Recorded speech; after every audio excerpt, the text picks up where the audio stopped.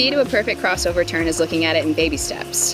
One of the first steps in learning how to do a crossover turn is knowing how many strokes it takes from the flags to the wall. For me, it takes 3. So the second step is hand and body position.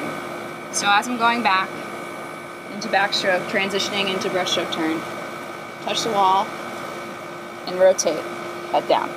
Crossover turns are the fastest turns out there, but they're also tricky, so make sure you're doing it legally. Step 3, it's as simple as a flip turn.